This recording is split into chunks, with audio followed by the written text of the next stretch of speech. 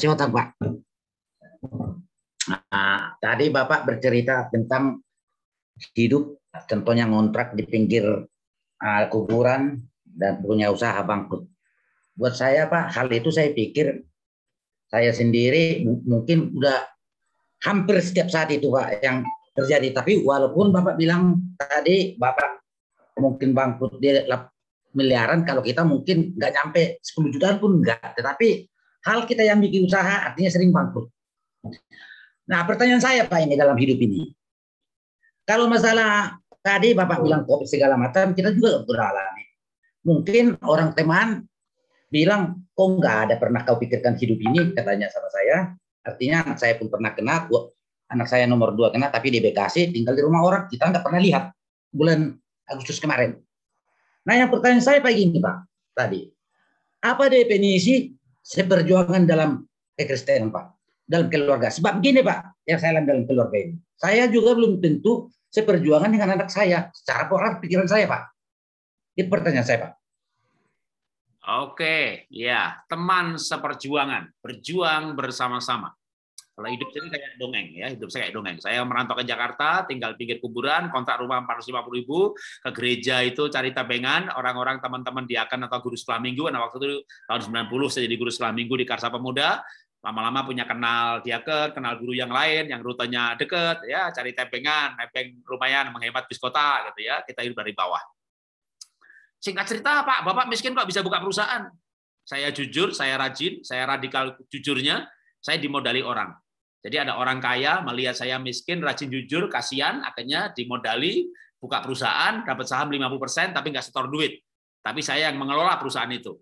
Nah, singkat cerita lagi, diberkati, bisa punya usaha 1, punya usaha 2, luar biasa. Terus bangkrut. Ya, tapi bangkrutnya nggak sampai tergeletak, karena istri saya juga manajer keuangan yang bagus. Jadi ketika kami beli rumah, beli sekolah, beli properti, waktu bisnisnya luar biasa, ya saya beli beberapa lahan tanah di Bintaro, bangun sekolahan di Kemang, bangun sekolahan di Solo juga ada properti, bangun rumah. Nah, apartemen itu istri saya itu gini. Kalau mau buka usaha lagi gitu ya, dia tidak boleh yang sudah ditangani diagunkan. Bahkan rumah saya di Manasum ini halaman rumah saya ini 1.600 meter, 1 meternya 12 juta, tanahnya aja 20 miliar gitu ya. Nah, itu sama istri saya nggak boleh diagunkan, walaupun saya pernah mau mengagunkan. Nah, singkat cerita begitu bangkrut gitu ya, ya memang yang habis itu yang uang perusahaan sama uang cash. Jadi waktu anak saya paling kecil itu semester terakhir untuk selesaiin kuliah, saya itu jual mobil. Jadi sama benar-benar waktu bangkrut kena pandemi ini, uang 3 bulan itu benar-benar nggak ada deposito lagi, nggak ada saham lagi, tapi kalau properti masih ada. Nah, itu juga mungkin yang membuat kebangkrutan kami ini nggak separah orang yang sampai rumahnya disita bank, gitu harus keluar cari kontrakan lagi. Kami bangkrutnya itu nggak sampai ke level yang dulu mengamali hidup. Nah, pertanyaannya tadi mengenai teman perjuangan. Teman perjuangan itu ya maksudnya berjuang bersama-sama gitu ya. Ada masalah itu bahkan bangkrut nggak bangkrut mungkin bukan masalah keuangan gitu ya. Masalah Covid gitu ya. Ya anak Covid nggak usah salah menyalahkan anak yang pergi keluar rumah yang nggak usah disalahkan. Udah sekarang ini kenyataannya Covid ya dirawat disembuhkan aja. Saya juga nggak menyalahkan anak loh. Waktu dia kena Covid, kamu sih pergi-pergi enggak. Saya bilang sama istri, nggak usah salah menyalahkan. Kenyataannya sekarang Covid, ayo kita sembuhkan. Jadi kita berjuang sama-sama merawat. Istri berjuang merawat bersama 3 hari, ikut jatuh juga. Nah, dia nggak bisa ikut berjuang merawat si anak, gitu ya. Tapi dia ikut mendoakan. Nah, ketika masalah ekonomi misalnya, saya bangkrut itu, istri saya juga tidak pernah keluar kalimat, kamu sih terlalu optimis, kebanyakan investasi. Dia tidak pernah ngomong begitu. Malah saya yang akhirnya minta maaf sama istri. Sorry ya, waktu saya pegang duit terlalu banyak, saya terlalu optimis dan saya bilang nggak usah minta maaf, ini bukan salah kamu kok. Ini pandemi, krisis ekonomi, shifting ini kan seluruh dunia. Semua retail juga kena dampaknya. Jadi saya minta maaf, tapi dia bilang bukan cuma kamu yang mengalami kebangkrutan gitu ya. Kalau orang apotek, waduh, saya punya teman jemaat usahanya apotek, tiap bulan beli lukisan saya 1 sejak bulan Maret tahun lalu. Maka tadi saya bilang kalau orang apotek jual suplemen, wah lagi ketawa hari ini gitu ya. Nah, perjuangan bersama itu bersama-sama. Termasuk misalnya kalau anak gimana? Ya waktu anak saya tadi tak bilangin jangan beli kopi yang mahal-mahal gitu. Akhirnya dia, oh oke Pak, sorry ya Pak ya. Kalau gitu aku nurut Papa. Jadi dia juga mau ikut berjuang dan mati menghemat. Oke, saya bilang begini. kamu harus menghemat juga karena memang uang papa mama tidak banyak lagi sekarang ini. Kamu harus, kita rapat keluarga dan kita terbuka. Anak saya nomor satu, nomor dua kerja di Singapura, dan saya bilang sama yang nomor tiga, nanti kalau kamu juga bekerja, papa mama tidak mau ngerepotin kalian. Makanya papa mama ini nggak cerita sama kakak-kakak kalau nggak ada uang. Ya, mereka juga punya masalahnya sendiri. Mereka nabung mau beli rumah, mereka nabung untuk nikah. Istilahnya tuh sandwich generation, ya, istilah zaman sekarang. Saya nggak mau jadi lapisan atas yang menekan ke bawah. Sandwich generation itu generasi di mana dia hidup harus menghidupi orang tuanya dan menghidupi anaknya. Nah, saya menjadi generasi seperti itu karena saya menghidupi orang tua saya, bahkan kakak saya. Tapi saya nggak mau saya jadi seperti itu. Maka saya bilang sama istri, kamu bantu doa, ya. Saya akan berjuang apa saja. Saya pernah jualan asuransi tapi nggak berhasil, gagal. Akhirnya ngelukis, lalu Tuhan berkati. Nah, anak berjuang bersama-sama. Waktu itu anak berkata gini, oke Pak, sebelum aku dapat pekerjaan, aku mau nurut Papa dalam hal menghemat. Ya, akhirnya dia mau minum kopi yang tubruk, makan yang di rumah, nggak jajan lagi. Gitu. Nah, saya bilang begini, Papa doakan kamu dapat pekerjaan. Nanti kalau kamu sudah dapat pekerjaan, ya duit kamu sendiri. Ya, kamu terserah mau makan apa saja, mau beli baju. Bener loh, itu Maret tahun lalu itu dia bulan Mei-nya itu dapat pekerjaan. Jadi 3 bulan harusnya uang kami habis. Anak dapat pekerjaan, saya ngelukis. Nah itu saya anggap bahwa anak itu dengan sikapnya yang mau menghemat itu udah teman perjuangan. Yang nggak mau berjuang tuh gini, misalnya kita lagi susah gitu, tapi anak nggak mau ngerti gitu. Ya, aku pokoknya minta motor gitu. Wah, orang tuanya jual sawah, orang untuk anaknya beli motor. Orang tuanya jual cincin untuk anaknya ganti HP yang bagus. Padahal HP yang jelek juga nggak masalah. Makanya waktu anak saya misalnya HP-nya rusak gitu. HP kamu terusnya awet 5 tahun. Kamu sih sering jatuh-jatuh. Misalnya 2 tahun udah rusak. Ya papa akan beliin lagi 3 tahun lagi. Kalau sekarang kamu mau pakai HP, ada HP bekasnya papa atau mama, kamu pakai sampai 3 tahun lagi, atau kamu nanti kerja beli sendiri. Jadi saya kalau anak barang itu kan ada teori penyusutan. Laptop itu rusak berapa tahun, HP itu rusak berapa tahun, misalnya begitu ya. Ya kita nggak usah muluk-muluk ya, kalau disimpan terus ya 10 tahun ya enggak lah, ya dipakai dengan wajar lah katakanlah begitu ya. Katakanlah 5 tahun, kita sepakati penyusutan 5 tahun. Nah, saya itu ajarkan anak-anak saya begitu ya, bahwa walaupun dulu ini saya belum bangkrut, duit banyak, perpuluhan bisa ratusan juta. Saya tiap tahun bangun 2 atau 3 sekolah di pedalaman, itu bisa 600 juta tiap tahun. Bahkan waktu saya melimpah dengan uang, saya nggak punya mobil mewah, saya nggak pakai jam tangan, maka banyak orang, Pak Jarod itu bangkrut sama enggak kelihatan. Ya nggak kelihatan lah, waktu kaya juga kagak pakai baju mahal, kagak pakai jam gitu ya.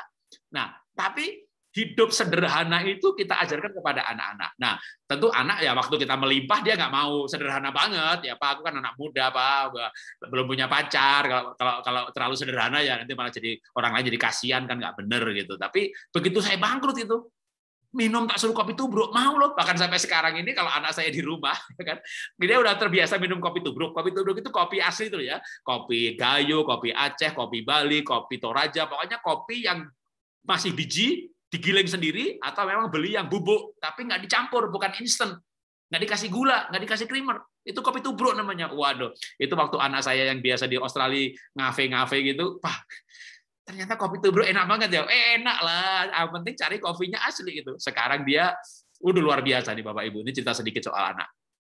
Di tengah pandemi, anak nganggur 3 bulan waktu pulang Australia, lalu tak suruh hemat-hemat. Itu sebelum dia kena sakit COVID, itu dapat pekerjaan. 3 bulan kerja, dibajak perusahaan lain, gajinya dinaikin 2 kali lipat. Tapi saya lihat dia minum kopinya masih tubruk sampai hari ini. Bukan karena mau menghemat, ternyata emang enak gitu ya. Udah. Jadi berjuang itu maksudnya gini loh. Ya kalau istri misalnya suaminya bangkrut, istri nggak mau tahu gitu. Ya saya nggak mau tahu. Pokoknya kamu tugas suami itu cari duit. Saya nggak mau tahu kamu carinya dari mana. Pokoknya saya butuh duit aja untuk beli beras, saya butuh duit aja gini. Kamu tahu kan sebulan butuhnya berapa? Ya itu cari udah. Saya nggak mau tahu kamu dari mana gitu. Wah itu menurut saya bukan teman perjuangan tuh.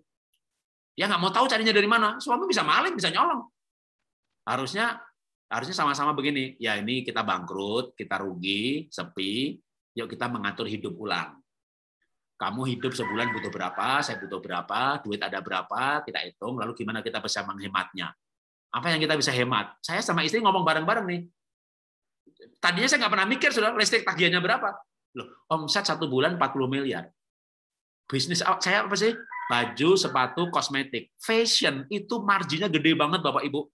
Gross-nya bisa 30%. Dipotong segala macam, masih bisa 10%. Makanya saya bisa keluar negeri 1 bulan 2-3 kali, anak di luar negeri semuanya begitu. Tiba-tiba habis, nggak ada. Maka dulu nggak pernah lihat tagihan listrik berapa, tagihan telepon saya berapa, saya nggak pernah lihat tagihan. Sekretaris bayar semuanya. Tiba-tiba bangkrut. Lalu saya tanya, kita listrik sebulan bayar berapa sih? Duitnya kan banyak, kita tagihan berapa itu kita ngelihat aja tidak, saudara. Kita nggak ngitung, saudara. Tapi tiba-tiba bangkrut. Lalu tahu, gede juga ya tagihan listrik gitu ya. Dan rumahnya gede, udah. Taman-taman lampunya diputusin aja, dimatiin dulu, hanya beberapa lampu aja yang dinyalain. Kita menghemat-hemat sampai seperti itu, dan teman perjuangan berarti sepakat gitu loh. Ya oke, ini kita kurangi, ini kita kurangi. Kamu nggak usah ke salon, oke, kurangin lagi, ini kurangin lagi, ini kurangin semuanya gitu. Ya, itu namanya teman perjuangan, Pak. Tapi kalau istri anak itu nggak mau tahu gitu, ya stres lah bapaknya. Lagi susah, istri nggak mau tahu. Nah itu udah berarti bukan teman perjuangan. Yang lebih bagus lagi bukan mengerti aja udah bagus, lebih bagus lagi bahkan ikut berjuang kan. Ya udah, kamu lukis, aku tak cari duit dengan cara begini, bisa gitu. Aku nggak bisa cari duit, aku mengelola aja dengan hemat, ya boleh juga. Nah, itu namanya teman perjuangan. Jadinya berjuang bersama-sama sesuai dengan kemampuannya masing-masing. Ya, waktu anak saya belum dapat pekerjaan, yang nomor 3 itu juga ngelukis bareng, karena anaknya nomor 3 itu hobinya juga melukis. Bahkan waktu itu saya dapat order 2, saya bilang sama yang order, boleh nggak yang satu yang ngelukis anak saya? Saya jawab lebih bagus deh, bener loh. Tak tunjukin Instagramnya, nih karya anak saya. Tapi nanti kan yang tanda tangan bukan Pak Jarot. Ya udah begini, ini kolaborasi. Waktu itu dapat order lukisan macan, bagus banget. Ya gambarnya, susah banget gambarnya. Saya bilang begini, backgroundnya aku yang bikin, macannya anak saya yang bikin. Nanti tanda tangan saya di depan, anak saya di belakang. Boleh Pak, karena saya lebih bangga kalau tanda tangannya Bapak gitu ya. Loh, anak saya tuh mau nih. Waktu itu belum dapat pekerjaan. Lavin, ini Papa dapat order lukisan ya, dilukis bareng ya. Nanti tapi yang tanda tangan Papa. Tapi kamu juga di belakang kita tulisan karya Papa, Pak Jarot dan anaknya Levina, kolaborasi biar orang juga tahu. Oke Pak, oke gitu. Jadi itu namanya menurut saya termasuk berjuang bersama. Berjuang bersama itu ya minimal kalau nggak memahami, ya minimal memahami. Nggak bisa bilang ya nggak, saya nggak mau tahu gitu. Pokoknya saya tahunya kamu mesti cari duit buat kita keluarga. Kamu kan suami. Ini sebenarnya istri yang tidak mau tahu ya, bukan teman perjuangan. Jadi teman perjuangan itu mau berjuang bersama-sama. Tuhan memberkati.